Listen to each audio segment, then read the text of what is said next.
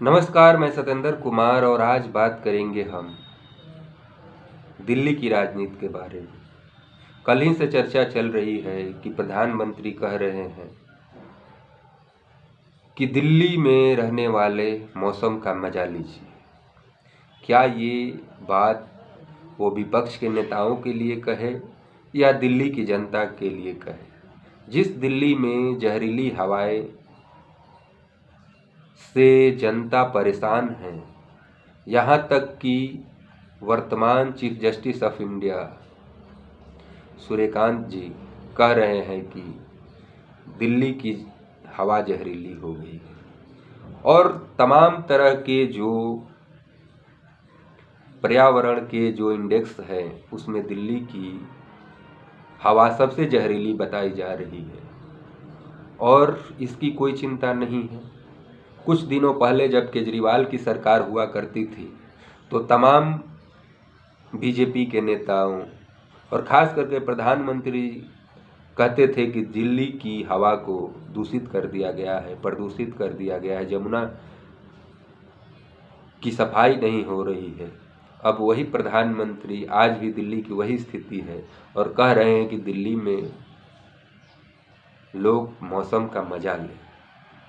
खैर, हम ये बात करने वाले हैं कि जिस तरह से जो मानसून सत्र है 15 दिनों की इसमें बैठक होने वाली है और पहला ही दिन हंगामे रहा और सदन स्थगित रहा।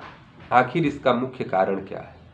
जहां विपक्ष कह रहा है कि एसआईआर पर चर्चा होना चाहिए और सत्ता पक्ष कह रहा है कि हम इस पर चर्चा ही नहीं कराएंगे, तो क्या ये देश के लिए महत्वपूर्ण मुद्दा नहीं है? प्रधानमंत्री यह भी कहते हुए अपने भाषण में नजर आए कि संसद में ड्रामा करने के लिए नहीं है, संसद में डिलीवरी होनी चाहिए। वहीं समाजवादी पार्टी के राष्ट्रीय अध्यक्ष अखिलेश यादव कह रहे हैं कि कौन ड्रामा कर रहा है ये जनता खुद जानती है। तो जो जनते से जुड़े मुद्दे हैं उस पर अगर चर्चा नहीं होगी, एसआईआर पर चर्चा नहीं होगी, महंगाई पर चर्चा नहीं होगी, डॉलर के इतना मजबूत हो रहा है और रुपया इतना गिरते जा रहा है, इस पर चर्चा नहीं होगी, तो किन मुद्दों पर चर्चा होगी? क्या सारे मुद्दे विपक्ष ही चर्चा करेगी? अभी तक विपक्ष ने नरेंद्र मोदी के जो भी कार्यकाल रहे 200 से अधिक प्रस्ताव पेश किए जिस पर चर्चा कराने के लिए, लेकिन एक पर भी सत्ता पक्ष तैयार नहीं हो रही है कि चर्चा हो। तो ये किस तरह का कार्यकाल 2014 से लेकर 2025 तक नरेंद्र मोदी का रहा। आपको बता दें कि पहले जो संसद चलता था 2001 से लेकर 2013 तक और जो 2014 से 2023 तक चला है, 24-25 का तो आंकड़े मेरे पास नहीं है, उसमें आधे रह गया है। लेकिन जितने दिन संसद चलेगा उतने ही जनता से जुड़ा काम होगा, लेकिन जब संसद ही नहीं चलेगा तो जनते का काम कैसे होगा?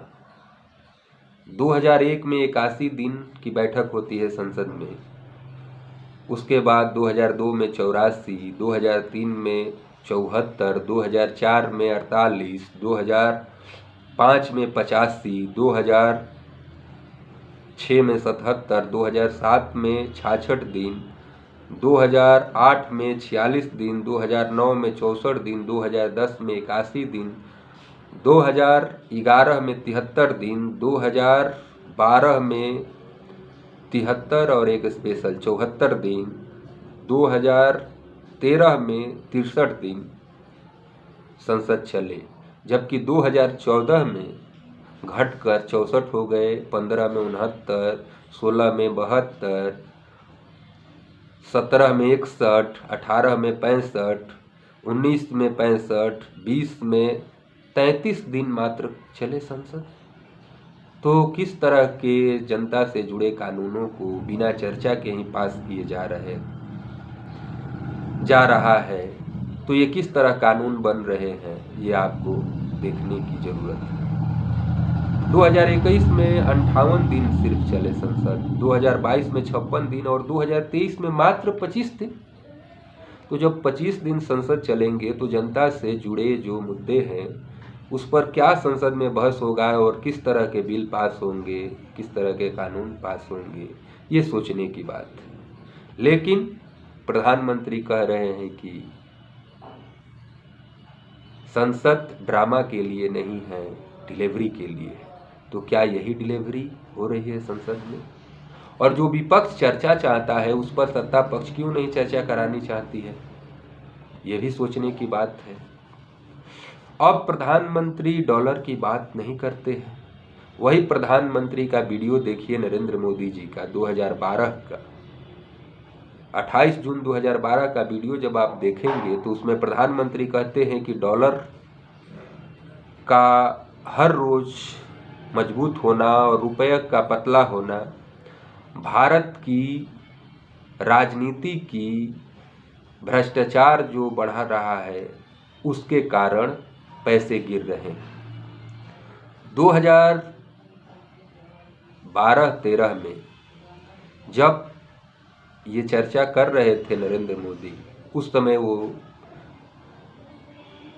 गुजरात के मुख्यमंत्री हुआ करते थे और जब 14 में वो प्रधानमंत्री के लिए दावेदारी ठोक रहे थे उस समय $1 का कीमत 63 रुपया 33 पैसे था। उस समय ये कहते थे कि डॉलर मजबूत हो रहा है और रुपया गिर रहा है। बांग्लादेश की करेंसी नहीं गिरती है, नेपाल की करेंसी नहीं गिरती है, श्रीलंका की करेंसी नहीं गिरती है। और क्या कारण है कि भारत की करेंसी गिर रही है? ये भारत की राजनीति की स्तर गिर रहा है, ये प्रधानमंत्री का इज्जत गिर रहा है। तो अब कौन सा मजबूत हो रहा है? अब तो 89 रुपया 41 पैसा $1 की कीमत हो गई है। इस पर प्रधानमंत्री नहीं बोलते हैं और कह रहे हैं कि मजा लीजिए। किस तरह का मजा लीजिए? इतनी महंगाई बढ़ गई है देश में।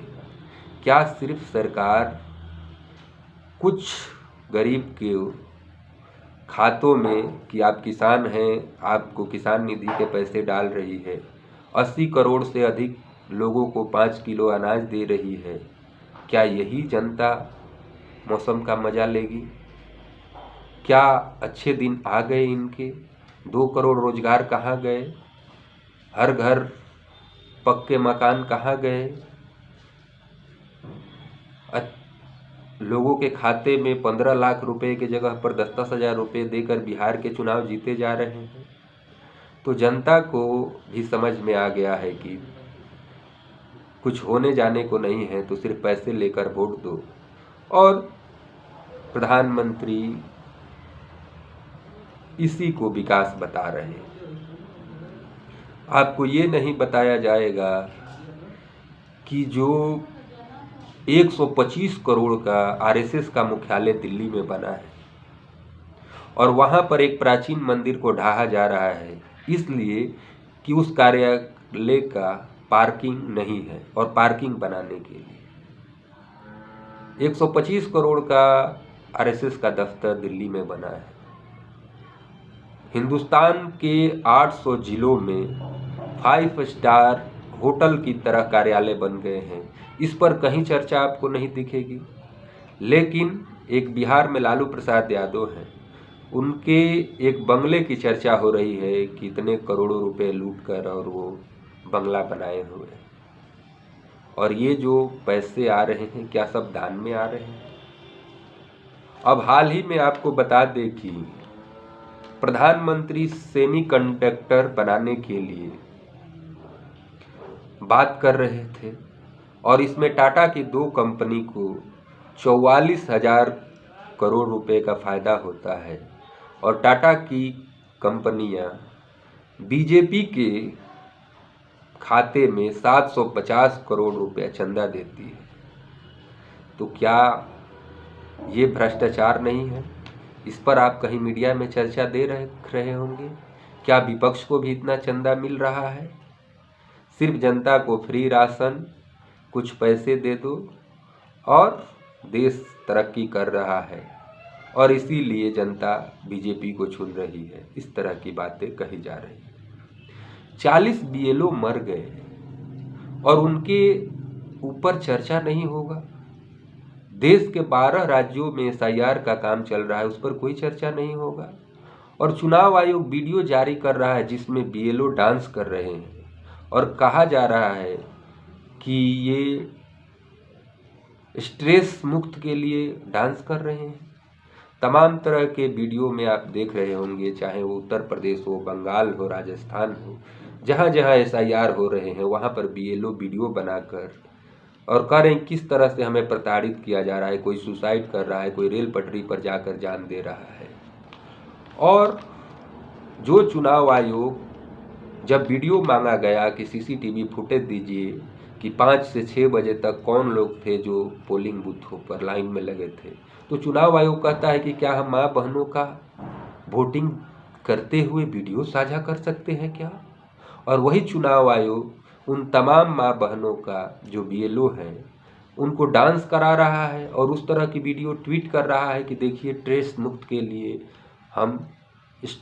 मुक्त के लिए स्ट्रेस ना हो इसलिए हम बीएलओ को डांस करा रहे हैं।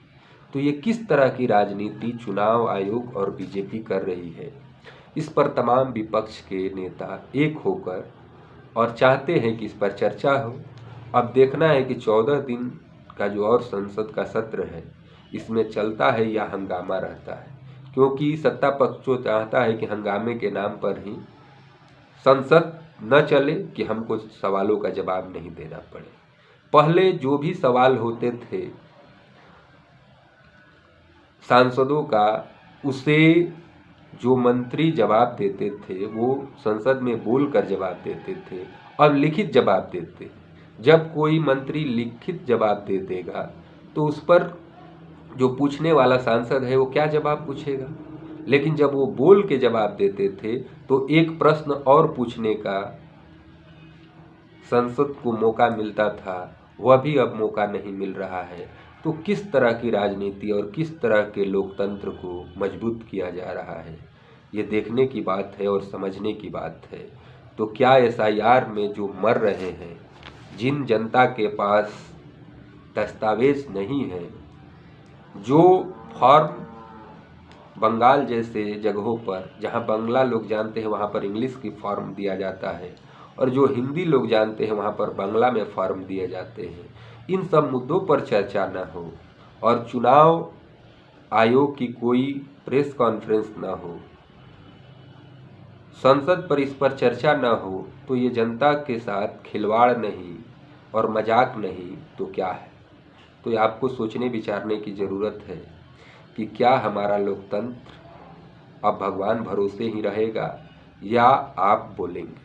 तमाम मीडिया चैनलों पर सरकार की आरती हो रही है और कुछ यूट्यूबर हैं कि वो अपनी सच्चाई और दुनिया को जो ज़रूरत की चीज़ें हैं उसको बताने पे लगे हुए हैं, लेकिन जनता है कि समझने को तैयार नहीं है।